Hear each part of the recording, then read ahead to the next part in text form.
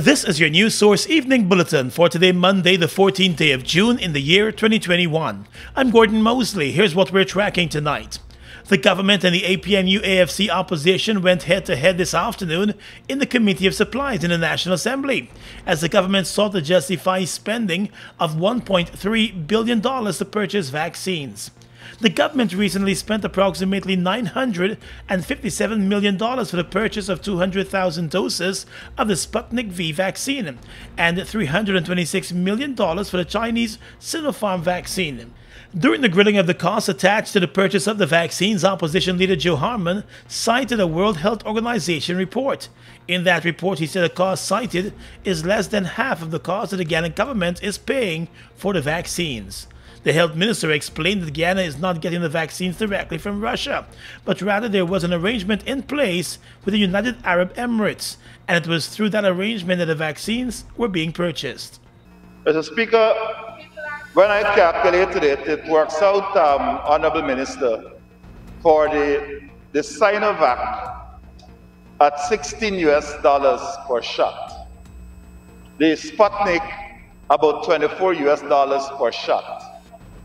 The report I read from the WHO, it's called Sizing Up the Shots, lists these vaccines, that is to say the Sputnik at $10 per shot and the Sinovac at $5 per shot. Could you say whether in fact this is a reasonable price we have paid of $24 for the Sputnik and $16 for the Sinovac in the circumstance? If the leader of the opposition can today get Sputnik V for $10 and the Sinovac for $5, then the government of Guyana would certainly want to buy from the source that the leader of the opposition would be able to get. So the thing here is availability. If it's not available, then we have to buy at the price that we're getting it at. What I'm saying, this is the World Health Organization saying that these are the prices, and we are paying almost double what it has said. What you have now indicated also is that apart from the vaccine itself, you're factoring in here the cost of transportation from wherever you purchase it to here. So we need to know all of these things, Honorable Minister. It's important for all of us to know. So I am not saying that I have vaccines to sell, but what I'm saying as a Guyanese, we are here interrogating sums of money that have already been spent. And so we need to know how this money was spent, that's all. Guyana has spent just about $22 per dose of the Sputnik vaccine, while the listed cost is $10 per dose. Meanwhile, opposition member of parliament Tabitha Sarabohali also sought clarity from the health minister about the purchase of the vaccines. She questioned why the government did not budget for the vaccine in the national budget a few months ago, when it was known then that vaccines would need to be purchased. In response, the health minister said enough information was not available at that time. The Honourable Minister stated that, well, he didn't state, but with his facetious response, I'm guessing he's saying that he was aware that we had COVID pandemic on February 12th, when the budget was read. He also responded in the affirmative that he knew vaccines were available. He also responded in the affirmative that, there was intention for the government to bring vaccines to Guyana. Mr. Speaker, as far as I'm aware, we're dealing with contingency advances granted.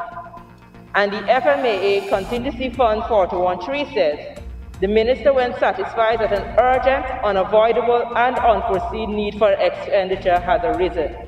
Given the fact that the minister responded in the affirmative to all of these things, the question then begs why it is that this money was not first in the budget 2021 and why it is that we now coming for contingency funds for this year. How could you put it in the budget if we didn't know the price that we were going to pay for it? Okay. How could we put it in the budget if we don't know the source where we're going to get it from? So, the honorable members, we want to make much out of nothing.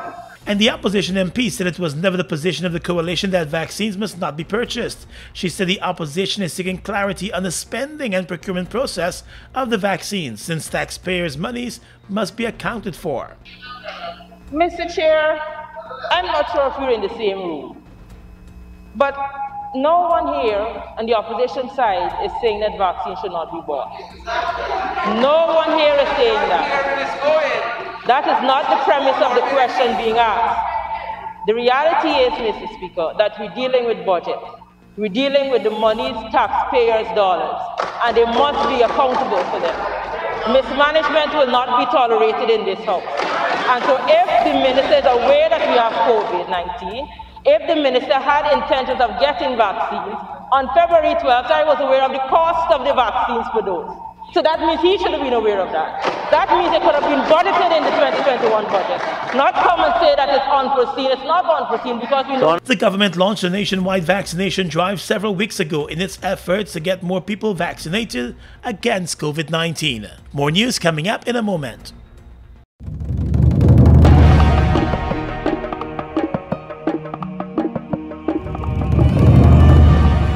What's our purpose? Together we rise. For our community, our customer, and our country. Our promises: strengthen our community, reliably connect our customers, innovate for all in our country.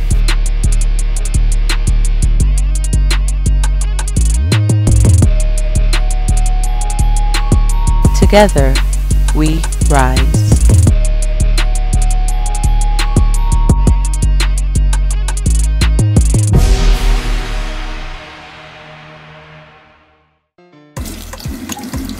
Wait, today what day, man? You know what? Maybe I'm to go and get a vaccine sometime soon. Check this book. The book there, man. Oh, shucks, me almost forget the second dose. Me got to go take me second dose of the vaccine. Me got to go now.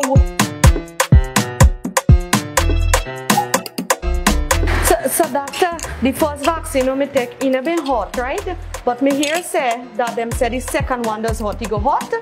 No, the second vaccine shouldn't hurt either. Okay, good.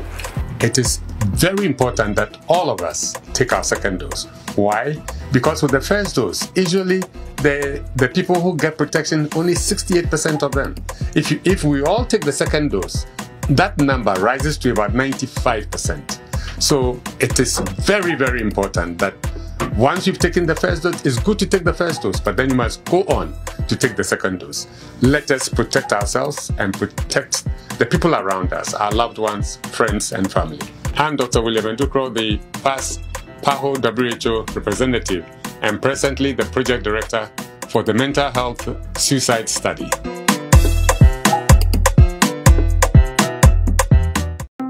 It's one of your biggest goals, getting your own home, where memories are made, where happiness lives. You may feel that home ownership or renovation is beyond your reach, but we at Republic want you to know that there's always a way. Ask us about our suite of mortgages. Let's help make your housing wishes come true. Or advise on how the equity in your existing home can finance other dreams and goals. Call or go online to learn more.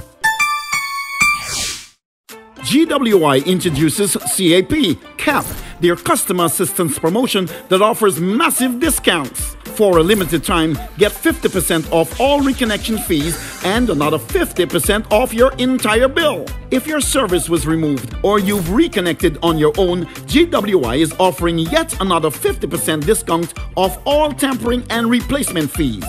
Wallet-friendly payment plans are also available. So tap into GWI's customer assistance promotion by visiting any GWI office and avoid them taking legal action. CAP only applies to customers whose services were disconnected or removed prior to 2021. For more information, call 227-8701 or WhatsApp 620-1667. Water is life. Save it. Mobil 1 is more than oil. It's many oils. It transforms at the molecular level. When cold, it's thicker than honey. When hot, it's thinner than water. Mobil 1 adapts and readapts to last longer. 16,000 kilometers between oil changes. That's your engine evolved. Sol Guyana is the authorized distributor of Mobil lubricants. Let GBTI make your dreams of owning a home a reality. Buy or build your home with us. Let us help you to completely outfit your home and make it move-in ready. Need to purchase land? We finance that too. Benefit from our 10% down payment and interest rates as low as 4.25%. Calculated on the reducing balance with up to 30 years to repay. Switch your mortgage to us and learn about benefiting from the equity in your home. Invest wisely. Apply online or call your branch to schedule an appointment. GBTI. We see Guyana through your eyes. Mom, what are you doing with GPL on your list? Child, you forgot I have to pay GPL? You got time with GPL? I have to keep these lights on. The customers who think in that manner and refuse to honor their obligation to GPL are obviously not playing their part in ensuring quality service delivery.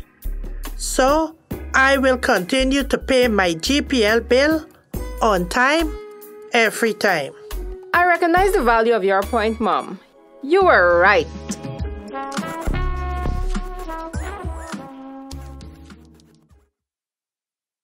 We are legions of men standing strong, but never too proud to stoop and help someone. We must send a clear signal to all. Do right. Walk in upright ways, knowing that's what being a man is all about. And ever aware that things will only get worse when good men do nothing. Stand strong. Be the one to live right.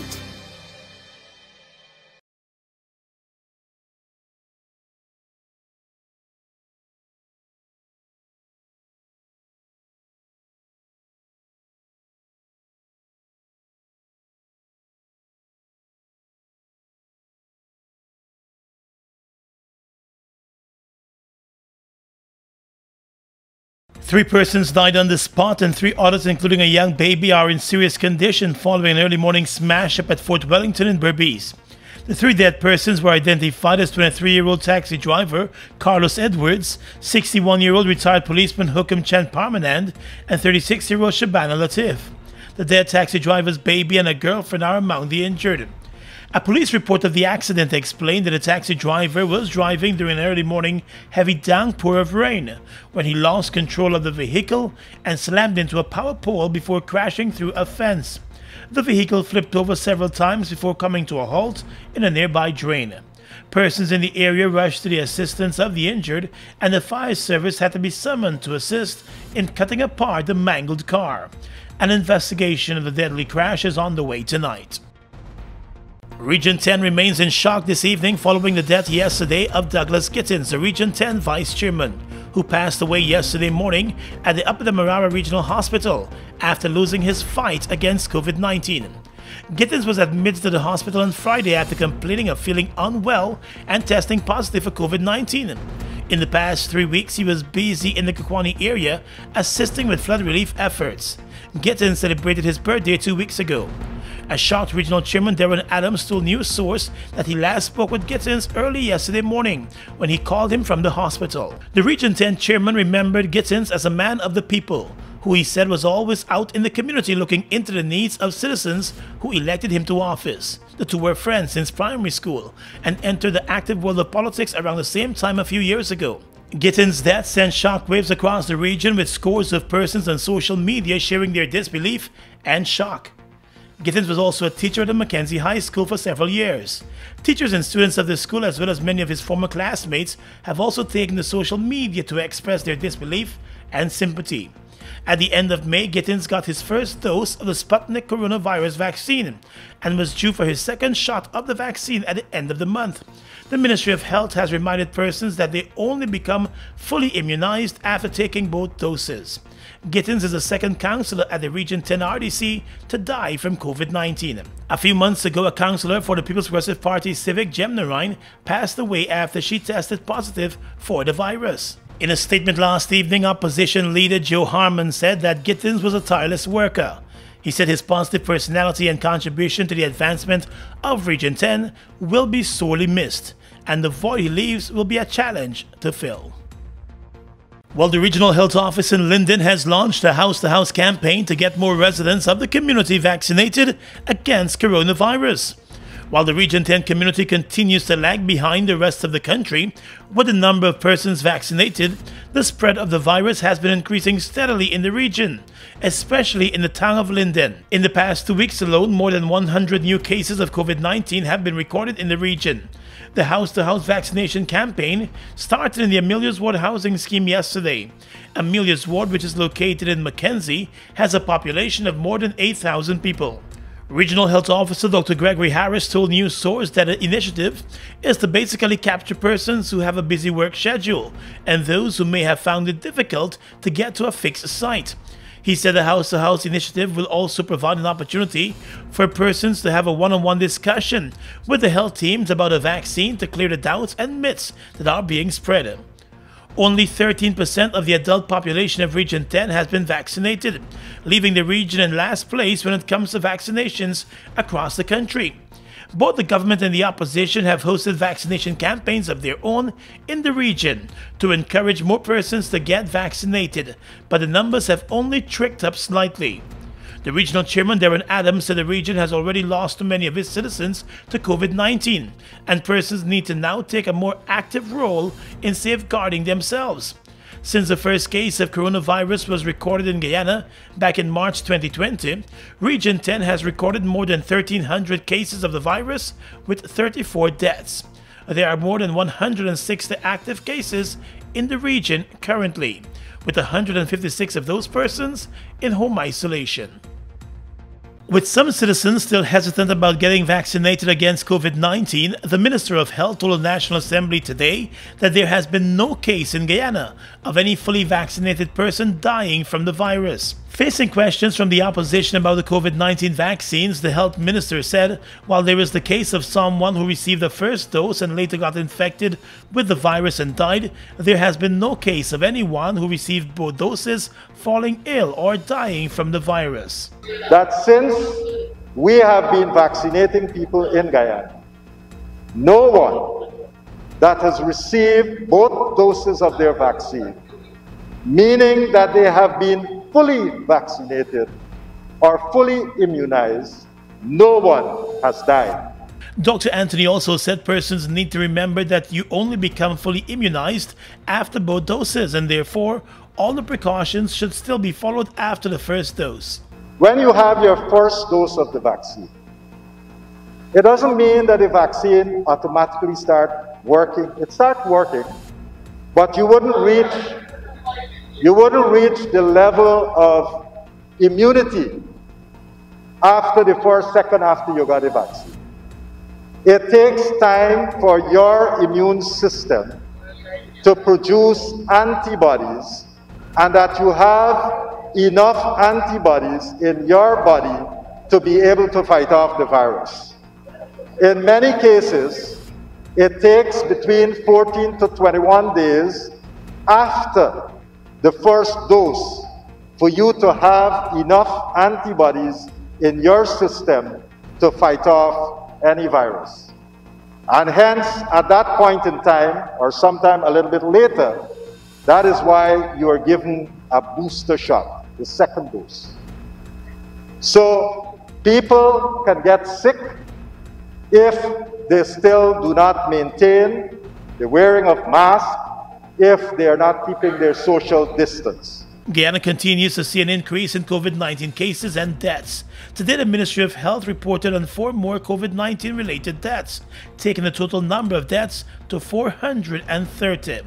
32 deaths have been recorded since the start of June.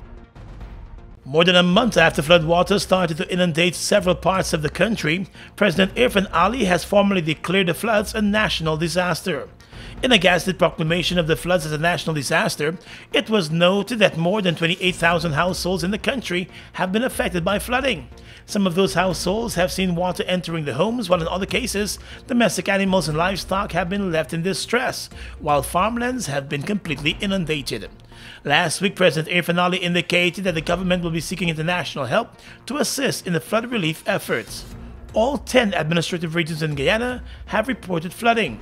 While the water has receded in some areas, it remains high in others. During an appearance on the Jumpstart Morning Show, the president said the situation in some communities was shocking and more than anyone can imagine. He said it was one thing to see the flooding in photographs and another thing to witness the devastation in person.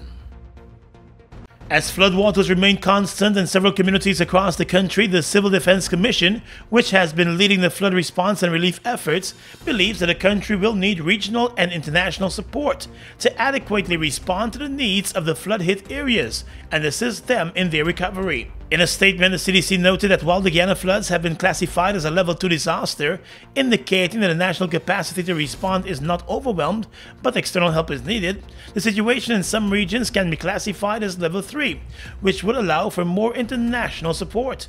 Those areas classified as meeting level 3 are in regions 2, 5, 7, and 10. The CDC statement has also revealed that a tropical wave embedded with the Intertropical Convergence Zone is currently affecting the country, resulting in heavy rainfall which could last until mid-July. According to the CDC, since the floods started back in May, it has received reports of more than 29,000 households suffering from flooding in more than 300 communities countrywide. With support from the government and the private sector, the CDC has been reaching out to communities with relief supplies. Shelters have been set up in regions 2, 9, and 10, housing a total of 205 residents who have been displaced from their homes. Guyana's second floating production, storage, and offloading vessel, the Liza Unity, has been officially dedicated by the First Lady of Guyana, Arya Ali. The First Lady will also serve as the ship's godmother. The Liza Unity is being prepared to set sail from Singapore to Guyana soon. On Saturday, the official dedication was done. According to Exxon, the vessel's godmother bestows luck and protection over the vessel and crew during its journey. Mrs. Ali highlighted the importance of the project to Guyana, saying it will materialize in the form of local content growth, meaning that more jobs for Guyanese will be realized. ExxonMobil Guyana's President Alastair Rutledge said the construction of the Liza Unity FPSO meets the company's objective of maximizing value for its partners. The hull for the Liza Unity FPSO was built by Chinese shipyard Shanghai Shipbuilding. It is based on SBM Offshore's Fast Forward program, and it is the first FPSO in Guyana to incorporate the company's design one build many approach. The topside modules were constructed and added to the hull by Kepler at their shipyard in Singapore. The naming ceremony marks a significant step for the Liza Unity in Singapore before it sets sail for Guyana, the company said. At Sash Financial, we create strategies for strengthening business and personal finances while helping our clients to build sustainable wealth. Our financial and business consultancy services are uniquely tailored to ensure every client receives quality packages and optimal results. Our financial services include financial reporting and analysis, financial status assessment, internal audits, bookkeeping and records management, financial planning advice, tax returns. Our business advisory services are related to business plans, business startups, operational improvement, business management, document preparation, procedures development, efficient marketing. Call or WhatsApp us today for your free consultation on telephone number 592-665-6045. Sash Financial, strengthening businesses, building wealth.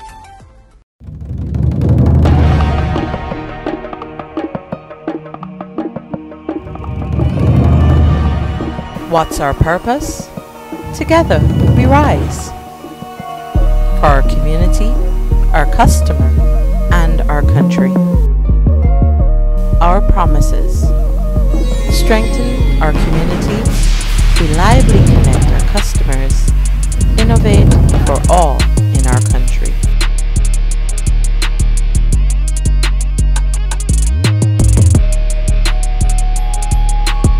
Together we rise.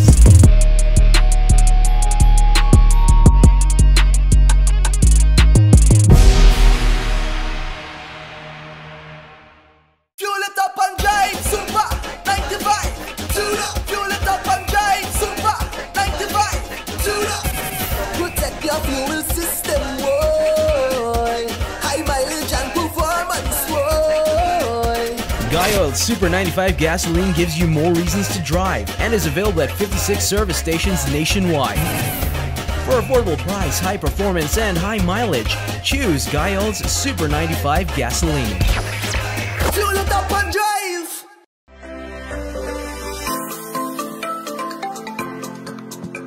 I'd like to encourage persons to take the vaccination. There are options in terms of which vaccine you would like to take, and at this point we are encouraging those in the senior category to take the vaccine as they are at higher risk, and we have seen the number of fatalities and persons who have suffered from complications globally and in Guyana. This is adding to a layer of protection which we would have had before from the mask, socially distancing, as well as ensuring that we wash our hands and sanitize. So I had it, really doesn't feel badly. I'm not a needles fan, really doesn't feel badly, and I would really like to encourage everyone to get vaccinated. This is the way we save lives. So save your life and save the lives of others. Get vaccinated.